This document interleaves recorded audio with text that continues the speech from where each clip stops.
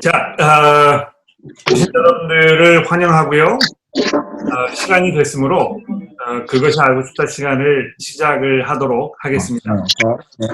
일단 아마 질문을 하기 원하시는 분들이 계실 거라고 제가 생각을 하는데요.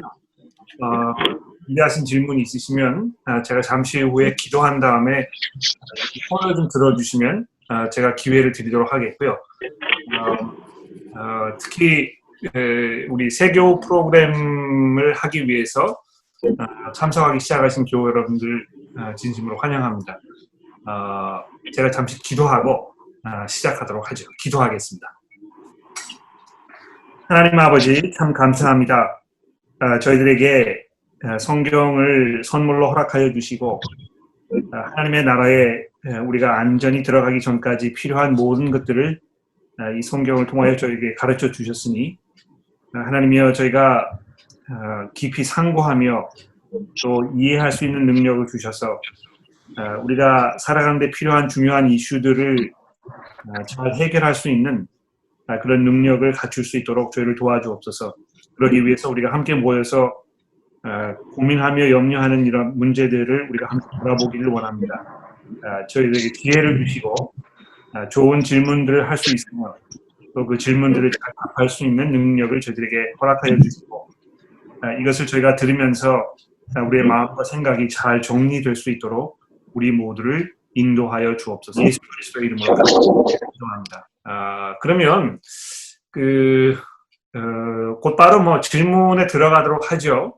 여러분들 중에서 그동안 신앙생활을 하시면서 성경을 읽으시면서 또 우리의 주변에 돌아가는 일들을 돌아보시면서 우리가 어떻게 성경적으로 이 문제를 접근해야 될 것인가 이런 것들을 고민하신 분들 계시면 질문을 해주시면 제가 잘 생각해보고 답을 좀 드려보도록 그렇게 하겠습니다.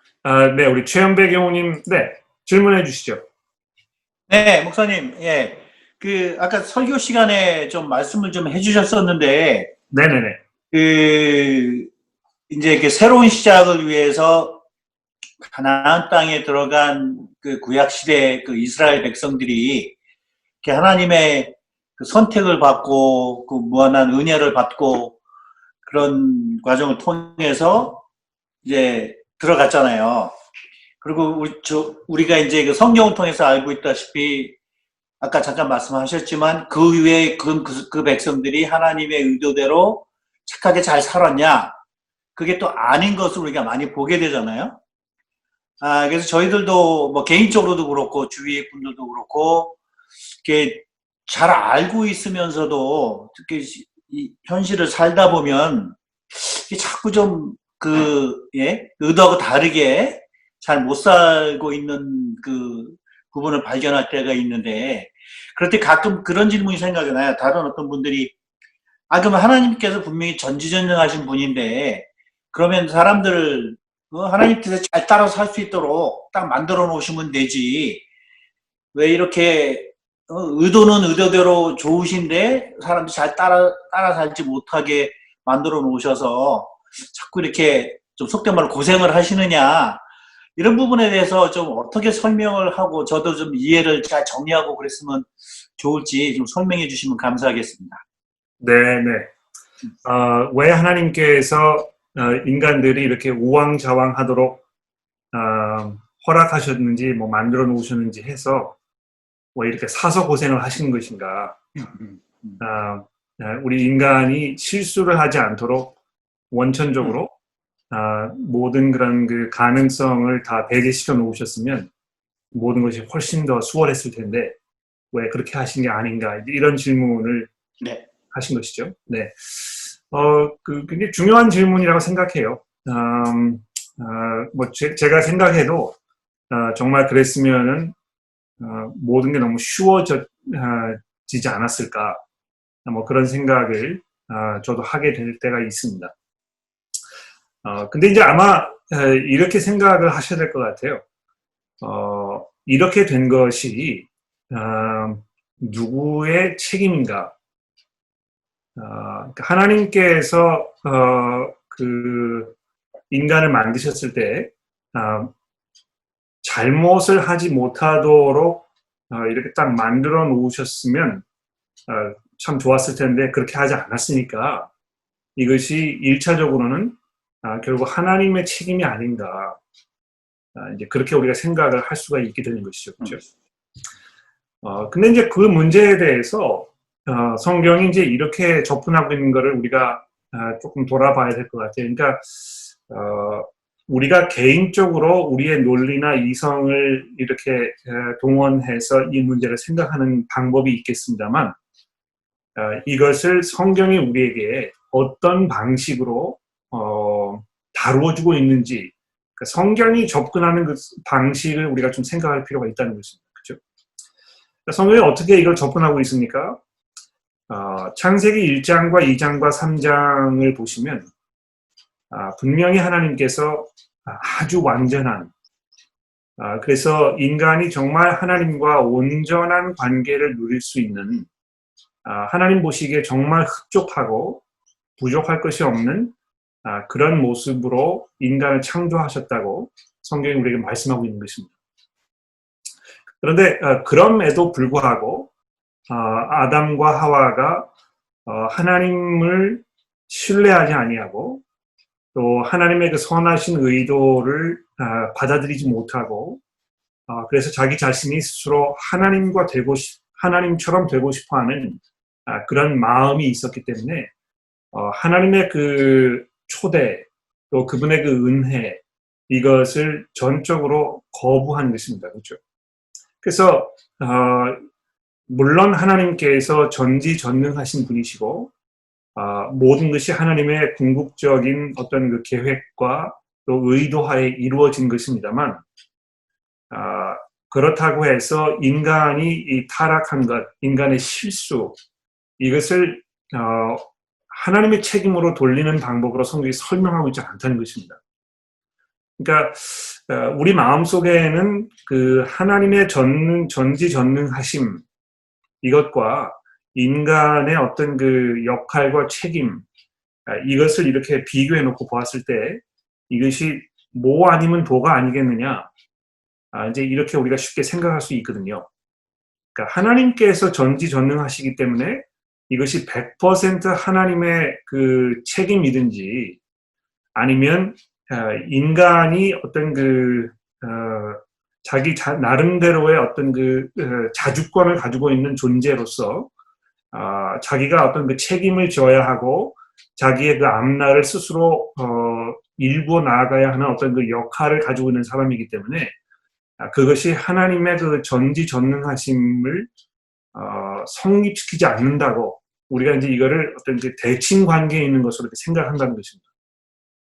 그런데 성경이 이 두 가지를 동시에 말하고 있다는 것을 우리가 좀 이해해야 될 것 같아요. 그러니까 그 두 사이에 어떤 그 수학 공식과 같은 어떤 그 기계적인 관계가 있어서 이걸 논리적으로 잘 설명을 우리는 원하지만 그 문제를 성경이 그렇게 우리가 생각하는 것만큼 논리적으로 잘 표현하고 있지 않다는 것입니다.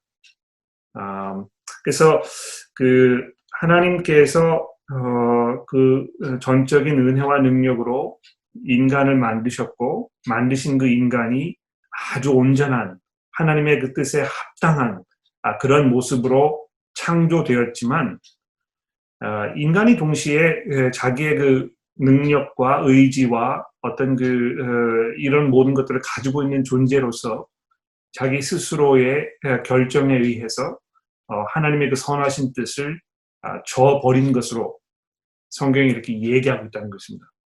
그래서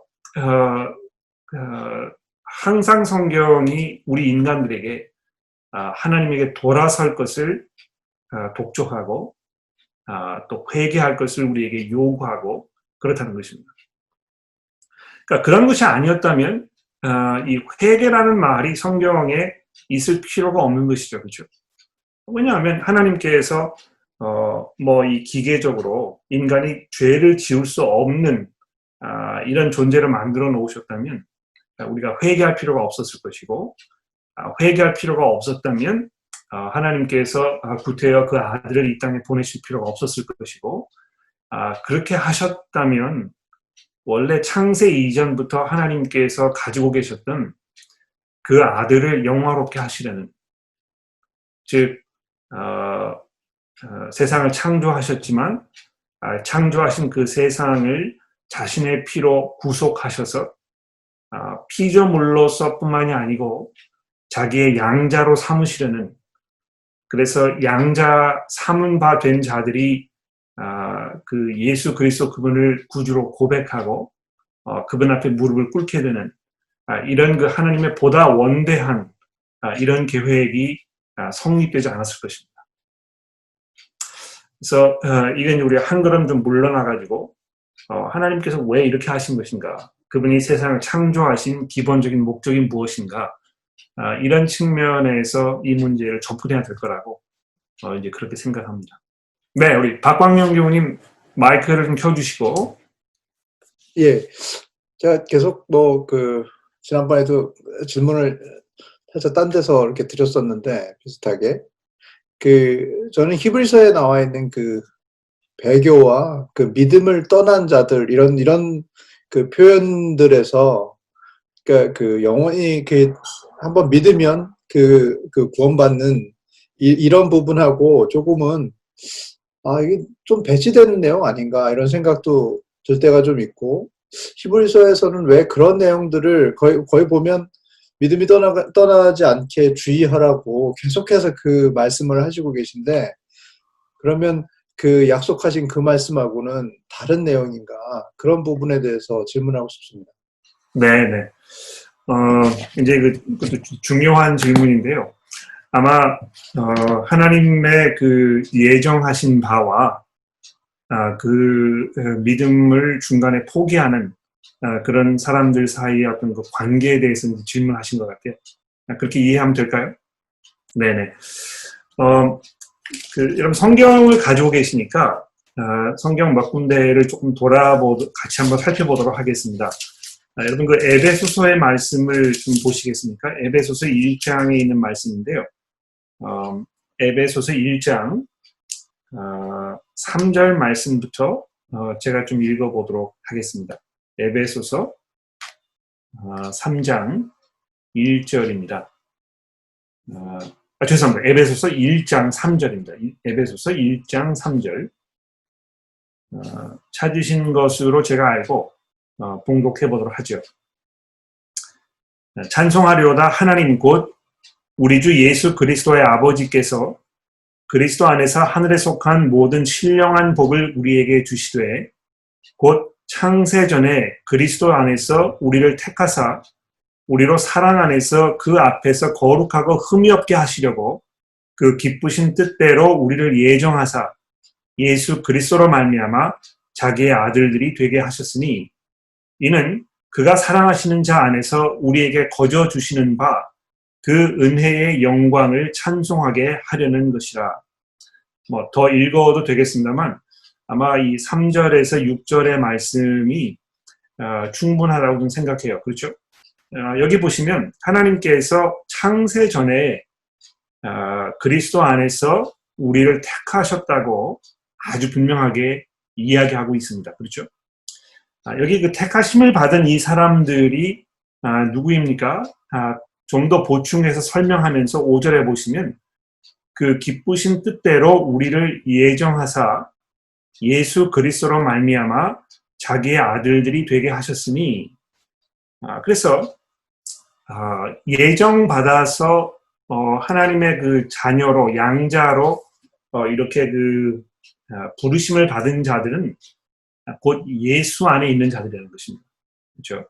그래서 예수께서 나의 구주이시고, 그래서 내가 그분을 위해 존재하는 것이고, 내가 살면서 그분께 순종하고, 그분께 의지하고, 그분의 그 영광을 위하여 살아가는 이런 사람임을 믿음으로 고백하는 이런 사람들이 하나님의 그 예정 안에서 이 부르심을 받은 자라고 바울 사도가 이야기하고 있는 것입니다.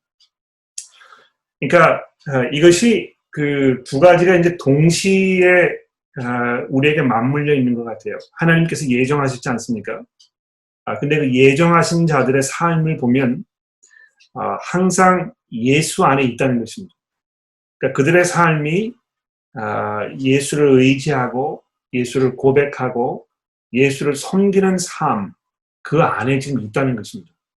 그러니까 이거를 바꾸어 말하면 예수 안에 살고 있고 예수를 구주로 고백하고 있고 예수를 위해서 사는 삶을 살고 있는 사람이라면 분명히 지금 하나님의 부르심을 받아서 창세 이전부터 하나님께로부터 선택을 받은 사람임을 우리가 확신할 수 있습니다. 그렇기 때문에 이 하나님의 예정하신 바 안에 우리가 남아 있으려면 계속해서 예수 그리스도를 구주로 고백하는 삶을 끊임없이 살아가야 하는 것입니다. 그러니까 내가 예정을 받아서 이제 하나님의 선택을 받은 사람이니까 그럼 나는 이제 앞으로 어떻게 살아도 아무런 그런 문제가 없겠다고 이렇게 생각할 수 없는 것이죠. 그렇죠? 그러니까 이 하나님의 그 은혜에 대한 우리의 올바른 어떤 그 반응, 응답, 이것은 무엇입니까? 계속해서 그 은혜 안에 머무는 삶을 사는 것입니다. 근데 내가 하나님의 은혜 안에 있다고 이야기하면서 실제로는 그 은혜를 거부하는 그런 그 반복된 패턴을 가지고 살아간다면 어떻게 되겠습니까? 어느 시점에선가는 그 은혜 밖으로 나아가게 될 수 있다는 것입니다. 그렇죠? 그러니까 어떻게 우리가 그런 결과를 초래할 수 있겠습니까? 이런 질문을 우리가 이제 많이 해요. 어느 정도까지 해야, 얼마만큼 우리가 이 복음을 거부해야 그 정도를 넘어서 더 이상 돌아올 수 없는 그런 강을 건너는 것입니까? 이제 이런 질문을 우리가 종종 하게 되는 것입니다.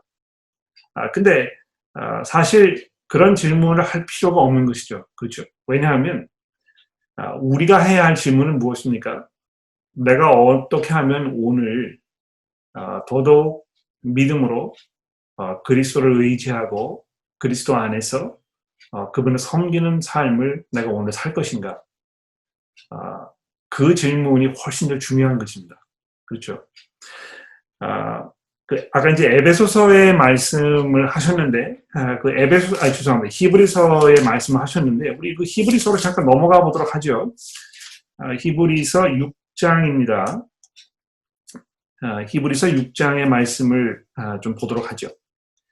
6장 1절 말씀부터 조금 읽어보도록 하겠습니다. 히브리서 6장 1절입니다. 찾으신 줄 알고 제가 봉독하도록 하죠. 그러므로 우리가 그리스도의 도의 초보를 버리고 죽은 행실을 회개함과 하나님에 대한 신앙과 세례들과 안수와 죽은 자들의 부활과 영원한 심판에 관한 교훈의 털을 다시 닦지 말고 완전한 대로 나아갈지니라. 하나님께서 허락하시면 우리가 이것을 하리라. 한번 빛을 받고 하늘의 은사를 맛보고 성령에 참여한 바 되고 하나님의 선한 말씀과 내세의 능력을 맛보고도 타락한 자들은 다시 새롭게 하여 회개할 수 없나니 이는 그들이 하나님의 아들을 다시 십자가에 못 박아 드러내놓고 욕되게 합니다. 땅이 그 위에 자주 내리는 비를 흡수하여 밭가는 자들이 쓰기에 합당한 채소를 내면 하나님께 복을 받고 만일 가시와 엉겅퀴를 내면 버림을 당하고 저주에 가까워 그 마지막은 불사름이 되는 것이니라. 사랑하는 자들아, 우리가 이같이 말하나 너희에게 이보다 더 좋은 것, 곧 구원에 속한 것이 있음을 확신하노라. 하나님은 불의하지 아니하사 너희 행위와 그의 이름을 위하여 나타낸 사랑으로 이미 성도를 섬긴 것과 이제도 섬기고 있는 것을 잊어버리지 아니하시느니라. 여기 보십시오. 이 히브리서의 저자가요.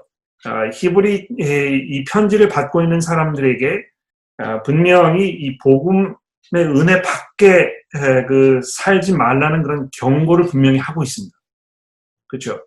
근데 그러니까 거기서 끝나는 것이 아니고 그러나 여러분을 제가 봤을 때는 사랑하는 여러분 제가 봤을 때는 여러분들이 그 구원에 있는 것이 분명하다고 내가 확신합니다. 이제 이렇게 이야기하고 있지 않습니까? 그러면서 뭘 이야기하고 있느냐 하면 여러분들이 지금 그 현 상황에서 계속해서 이 말씀에 순종하는 믿음의 삶을 살고 있다는 걸 내가 알고 있습니다. 이렇게 얘기하고 있는 것입니다. 그러니까 이거 어떻게 하면은 내가 이 배교를 해버리는 그런 순간에까지 가게 될까? 혹시 내가 그렇게 되면 어떻게 할까? 이런 염려를 하지 말고 지금 내가 처해 있는 이 현 상황 속에서 내가 어떻게 하면 하나님의 말씀에 더 믿음으로 회개하고 또 순종하고 그리스도 안에 있는 삶을 살 것인가? 그 문제를 고민하면 된다는 것입니다. 그렇죠? 근데 사실 이렇게 주변을 돌아보면 한때 신앙생활을 굉장히 잘 했던 것 같고 교회에서 많이 봉사하고 이랬지만 믿음을 저버린 것 같은 그런 분들이 이제 종종 있단 말입니다. 아마 여러분들도 그런 분들 머릿속에 떠오를 거라고 생각을 해요. 그럼 그런 분들 우리가 어떻게 그러면 이해를 해야 될 것인가 이제 이런 질문을 우리가 하게 되는데요. 몇 가지만 제가 정리를 해서 말씀을 드려보겠습니다.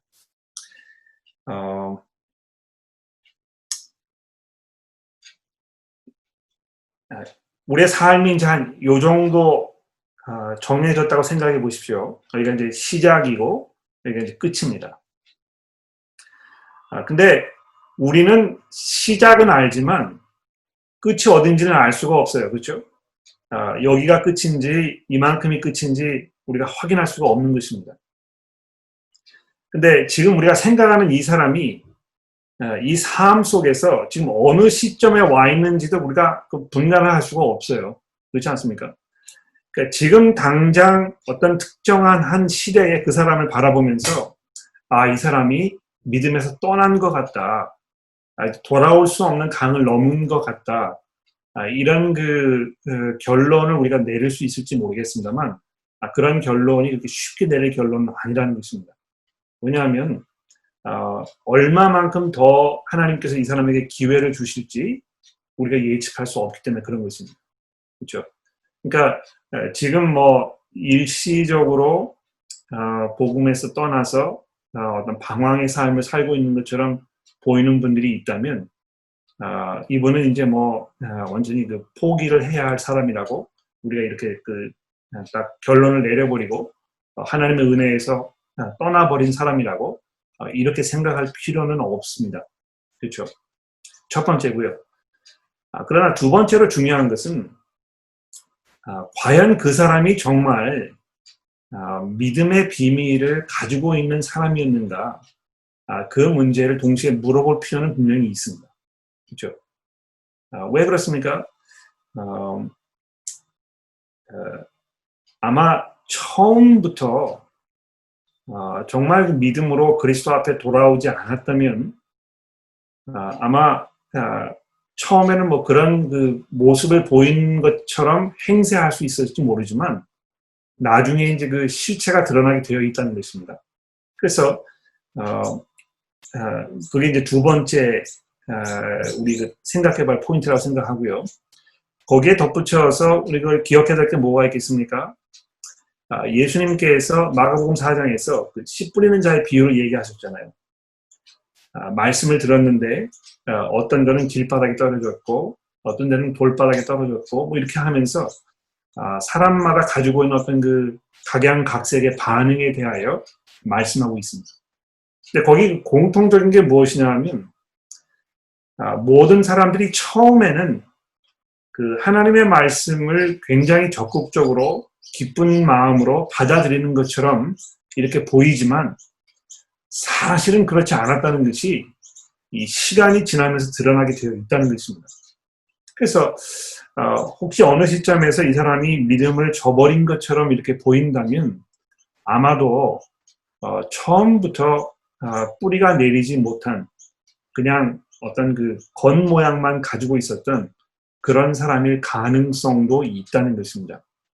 근데 뭐 우리가 하나님이 아니기 때문에 그 사람이 정말 그러한 사람인지 또는 뿌리가 분명히 있지만 일시적으로 어떤 그 침체기에 있어서 신앙이 없는 것처럼 포기한 것처럼 보이는 것인지 이것을 우리가 단정짓기는 어렵다는 것입니다.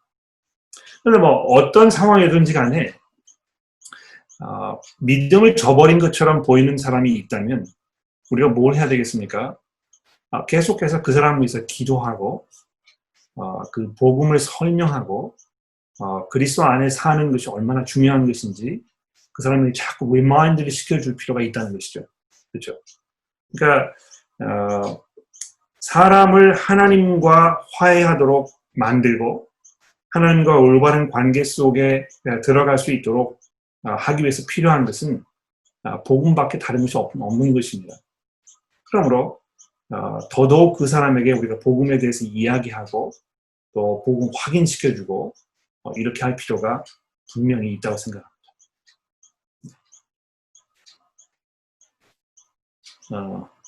두 가지 질문인데 세 번째 질문 있으십니까? 네, 우리 유수주 교님. 네, 목사님, 신앙생활을 하다 보면, 계속 지금 나오는 질문을 들으면서 저도 역시 이 부분에 있어서, 오래전에 많은 고민을 했던 부분이기도 한데요. 사람들이 신앙을 완전히 저버리는 그런 경우도 물론 있지만, 미지근해지는 경우가 훨씬 많은 것 같아요. 제 생각에는 그게 가장 위험하고, 우리 삶에 존재하고 있는 거를 알면서도 묶여있는 채 벗어나지 못하는 그런 일이 가장 많이 되는 것 같은데, 그렇게, 뭐라 해야 되지, 좀 신앙적으로 둔감해지고 어두워져 있는 그 영을, 네네. 그런 것에 어떻게 하면 빠지지 않고, 어떻게 보면은, 성경에서 계속 지속적으로 우리한테 깨어있으라 그러고, 네네. 우리의 믿음을 지키라 그러잖아요. 그런 삶을 어떻게 살아갈 수 있는 것인지, 그런 부분에서 좀 더 클리어하게, 그러니까 더 신도들에게 이렇게 많이 설명해주고 이러면 되게 도움이 되지 않을까라는 생각이 듭니다. 그렇습니다. 신앙생활이 좀 안이해지고 미지근하고 열정이 없는 것처럼 생각이 되고 이런 사람들을 우리가 바라보면서 어떻게 격려할 것인가, 어떻게 그분들을 그런 그 침체기로부터 끌어낼 것인가, 우리가 할 수 있는 일이 무엇인가, 이제 그런 질문을 하신 것 같아요. 맞죠? 네. 중요한 질문이라고 생각해요. 아마 그런 질문을 이렇게 들으시면 이거 내 얘기를 하는 게 아닌가, 뭐 이제 그런 이렇게 좀 뜨끔한 뭐 이런 거를 느끼시는 분들도 계실지 모르겠어요. 내가 좀 안일하게 살고 있고 뭐 성경을 읽는 것도 좀 뜸하고 기도한 지도 좀 오래될 것 같고 내가 경건하게 살지 못하는 것 같고 이런 그 상태에 있을 때 이거 이렇게 하다가는 이건 뭐 그 죽도 밥도 되지 않는 그런 상황으로 가는 게 아닌가, 이런 염려를 아마 우리가 할 수 있을 것 같습니다. 그렇죠? 성경이 계속해서 우리에게 깨어 있으라고 이제 말씀하는 게 분명합니다. 그렇죠? 이 신앙생활을 하는 것은 사실 대단히 위험한 그런 일이에요. 왜 그렇습니까? 이게 그 피부로 당장 이렇게 다가와서 느껴지지 않을 수 있을지 모릅니다만 지금 내가 어떻게 하고 있는가, 이것이 사실은 우리의 영혼이 걸려있는 문제라는 것입니다. 그렇죠? 기회가 한 번밖에 없어요. 이 땅에서 하나님께서 우리에게 허락하시는 그 기간 동안 정말 믿음 안에 우리가 살고 또 믿음으로 이걸 고백하는 이런 그 삶을 살고 있지 않으면 우리의 삶이 이 땅에서 다 한 후에 만회할 수 있는 기회가 없는 것입니다. 그래서 성경이 계속해서 뭐 히브리서 아까 우리가 얘기를 했었습니다만 오늘이라고 일컫는 그날 내가 내일 하겠다고 생각하지 말고 오늘 당장 지금 이 순간에 이 마음을 결정하고 내가 이 그리스도의 복음 안에서 살아가야 되겠다고 이렇게 분명하게 마음을 먹으라고 자꾸 우리를 독촉하고 있는 것입니다. 그렇지 않습니까? 여러분 여기 보십시오. 그 베드로후서 1장 말씀을 조금 좀 읽어보면 좋겠는데요. 베드로후서 1장 그 3절 말씀부터 제가 좀 읽어보도록 하겠습니다. 베드로후서 1장 3절입니다.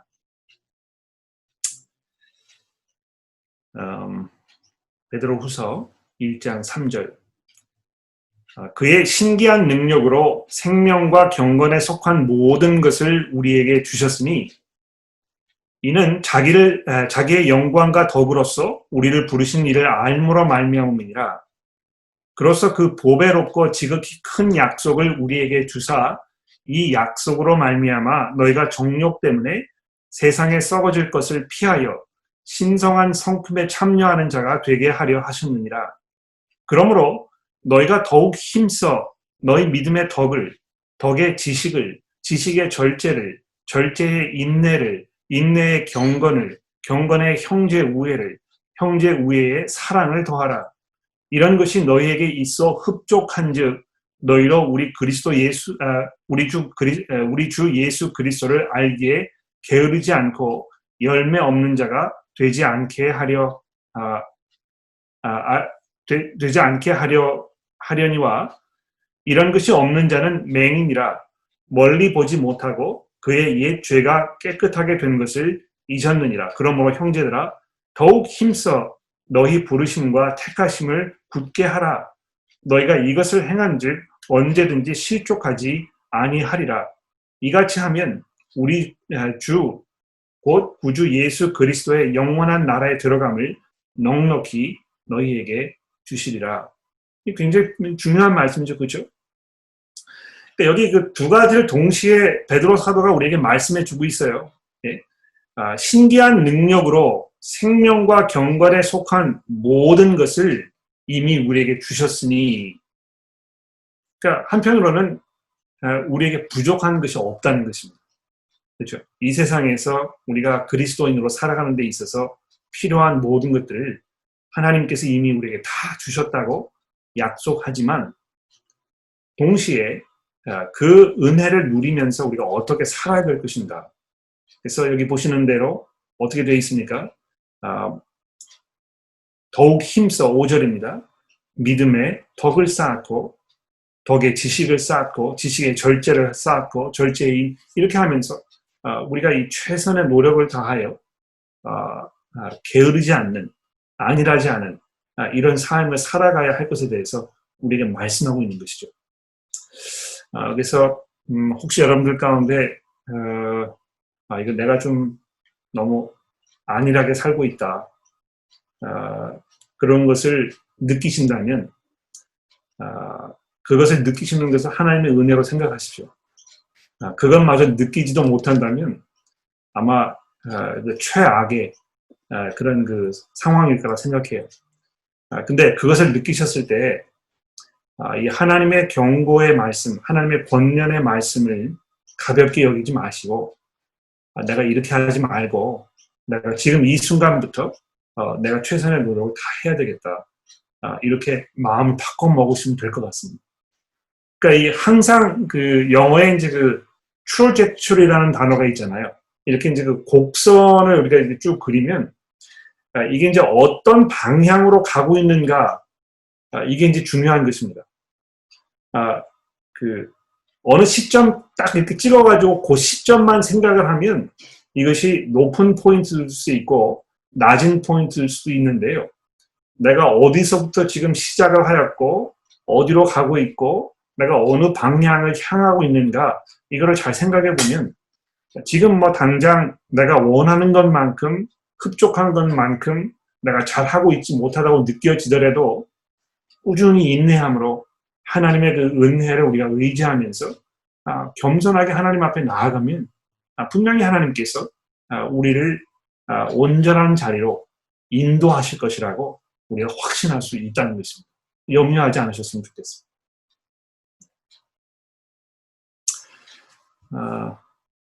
마지막 질문 받을까요? 시간이 많이 지났는데. 우리 박기원 교우님, 마이크를 좀 켜주시면 좋겠네요.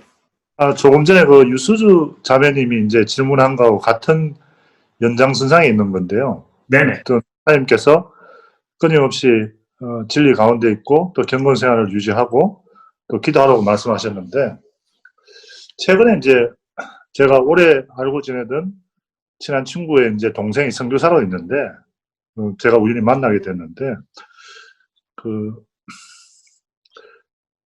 초대 개혁교회 콥트 교회 이제 신부들이 주로 하던 수도 생활 하면서 주로 하게 됐던 경건 생활을 이제 가정에서 이게 적용하면서 그 묵상기도, 뭐 경건기도, 또 집에서 그 고열 선포기도, 또 그다음에 집에서 엎드려서 경배해서 절하는 방법들. 그래서 이게 초대 교회에서 수도 신부들이 하던 그런 방법들이, 경건 방법들이 좀 더 속 사람이 성장하고 우리가 나태해지고 이런 부분들에 대해서 좀 더 클리어하게 해준다. 이러면서 이제 본인이 신앙생활을 몇십 년 해봤지만 항상 미적지근하고 이런 데서 이런 방법들을 해서 많은 사람들한테 전파하고, 제가 그 이야기를 들으니까 아까 저도 좀 부조한 면이 있던 거 아닌가 이런 생각도 들고, 약간의 이제 방향이 좀 비껴나간 것 같은 행위고, 이렇게 뭐 시간을 맞춰서 그 시간에 꼭 그 기도를 해야 되고 어떤 그런 방법론에 대해서 이제 참 네네. 하더라고요. 그래서 제가 우려스러운 마음도 들고 좀 저도 뭔가 안 하고 있는 거 아닌가 이런 마음도 들었어요. 그래서 같은 연장선에서 목사님 좀 설명해 주시면 좋겠어요. 네네. 고맙습니다. 지금 뭐 이렇게 이야기하신 어떤 콥틱 교회라고 이제 얘기하셨는데, 기독교의 어떤 전통 중에, 교회사를 공부해 보시면, 이제 그 서방 교회가 있었고, 이제 동방 교회가 있었어요. 서방 교회는, 그 로마를 중심으로 이렇게 해서, 되었던 그런 교회이고, 동방 교회는 뭐 그리스라든지, 그쪽 를 중심으로 이렇게 한, 그런 교회들이었는데요. 특히 그 동방교회 안에 어떤 굉장히 신비주의적인 그런 요소들이 이제 굉장히 많이 있었습니다. 그래서 지금 이야기하신 대로 어떤 특별한 기도 방법이라든지, 이런 거를 많이 적용하여, 우리의 영성을, 어떤 인위적인 방법으로 많이 이렇게 키워가 보려는, 이제 그런 시도들이 교회 안에 항상 있었던 것입니다. 네, 어떤 면에서는요, 그러한 시도가, 우리에게 굉장히 매력적으로 느껴질 수 있어요. 그러니까 이 종교 생활을 하면, 어딘가 좀, 경건하게 느껴지고, 또 약간 극단적인 어떤 방법을 우리가 시도하고, 이런 것이 굉장히 우리 눈에 매력적으로 다가올 수밖에 없게 우리 인간들이 만들어져 있는 것 같아요. 그러니까 여러분 보십시오. 꼭 기독교가 아니더라도 다른 종교를 이렇게 돌아다 보면 그 종교에도 그런 방법으로 어떤 자기의 이 욕정이라든지 욕심이라든지 이런 거를 제거해 버리려는 그런 시도들이 많이 있지 않습니까? 그러니까 왜 스님들이 산 속에 들어가가지고 머리를 다 깎으시고 속세에서 떠나서 이렇게 하는 것입니까? 그런 굉장히 극단적인 방법을 취해서 우리 인간의 어떤 노력으로 우리 삶 속에 있는 고민스러움, 우리의 부족한 부분 이런 것을 좀 정리해 보려는 그런 노력이 있는 것입니다. 근데 그게 다른 종교뿐만 그런 게 아니고요. 기독교 안에도 사람들이 자연적으로 그런 생각을 많이 하게 된 것 같아요. 그러니까 이 금욕주의라는 게 있잖아요. 그래서 우리가 이제 세상과 멀리 해야 한다. 세상과 친구로 살지 말고 정말 하나님 나라를 우리가 소망하면서 살자는 이런 성경의 가르침 때문에 어떤 사람들이 이제 무슨 결론을 도달한 것입니까? 그러면 우리가 이 세상과 단절을 하고 우리에게 높은 담을 이렇게 둘러싸가지고 수도원을 만들어서 세상 거를 생각하지 말고 우리끼리 한번 정말 멋들어진 어떤 신앙생활을 해보자. 이런 그 생각을 하게 된 거 아닙니까? 그렇죠.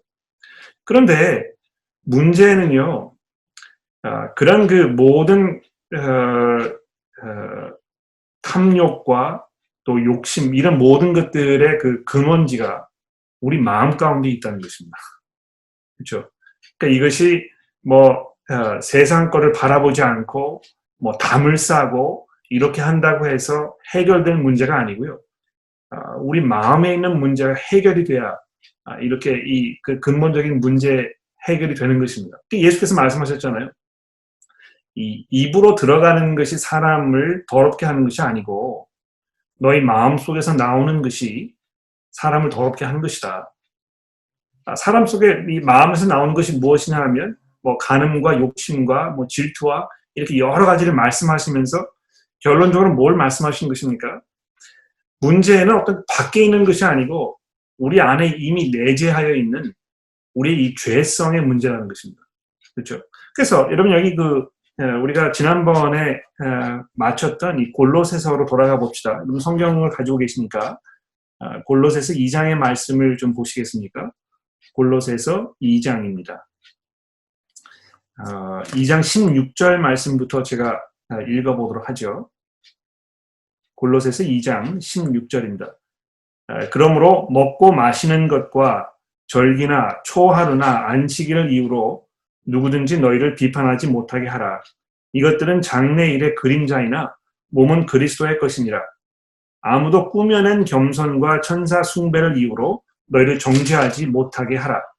그가 본 것에 의지하여 그 육신의 생각을 따라 헛되이 과장하고 머리를 붙들지 아니하는지라. 온 몸이 머리로 말미암아 마디와 힘줄로 공급을 받고 연합하여 하나님이 자라게 하심으로 자라느니라. 너희가 세상 초등학문에서 그리스도와 함께 죽었거든 어찌하여 세상에 사는 것과 같이 규례에 순종하느냐. 곧 붙잡지도 말고 맛보지도 말고 만지도 말라 하는 것이니 이 모든 것은 한때 쓰이고 없어지는 질이라. 사람의 명령과 가르침을 따르느냐. 이러한 것들은 자의적 숭배와 겸손과 몸을 괴롭게 하는 데는 지혜가 있는 모양이나 오직 육체를 따르는 것을 금하는 데는 조금도 유익이 없느니라. 이래서 어떤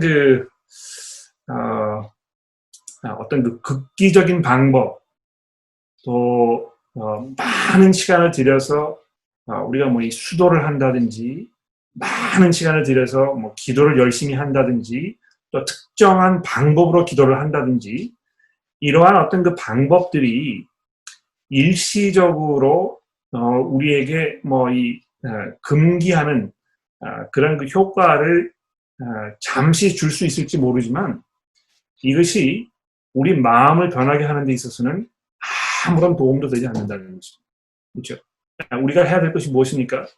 우리의 머리이신 예수 그리스도를 바라보고 그분의 그 십자가의 능력을 우리가 의지하고 그분 앞에 나아가서 우리의 죄를 자복하고 그분을 의지하고 이것이 우리에게 있어서 그 필요한 우리 그 영성의 가장 기본적이고 가장 중요한 그 포인트이라는 것입니다.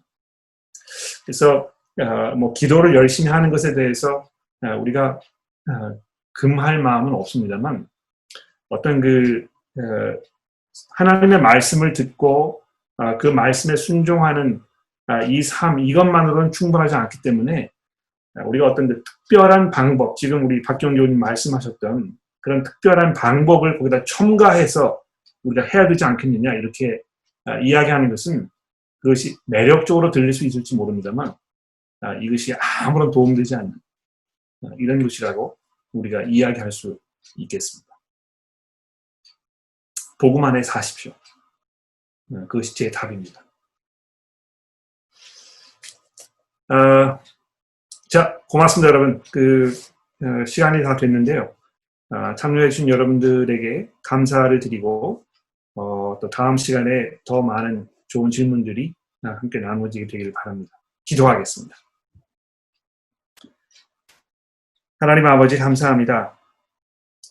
저희들이 이 땅에서 하나님의 백성으로 살아가는 데 필요한 그 모든 것들이 이미 하나님의 말씀을 통하여 저희들에게 주어졌으니 저희들로 하여금 그 말씀에 의지하게 하시고 또 성경을 읽고 묵상하며 그 말씀 속에 살아가는 일에 저희가 전심전력할 수 있도록 도와주옵소서. 그러기 위해 우리가 함께 모여서 서로 질문하고 또 그것을 생각해보는 시간을 주셨으니 감사합니다. 하나님 특별히 저희가 믿음을 저버리지 아니하고 온전히 하나님의 은혜 가운데 날마다 살게 되기를 원합니다. 히브리서의 저자가 우리에게 말씀하였듯이 주의 말씀을 듣는 그 순간 저희가 저희의 마음을 강팍하게 하지 않도록 저희를 도와주시고 하나님 앞에 믿음으로 나아가며 겸허하게 주의 말씀을 들을 수 있는 그런 믿음을 저희들에게 허락하여 주시기를 간절히 기도하며 우리의 구주이신 예수 그리스도의 이름으로 기도합니다. 아멘.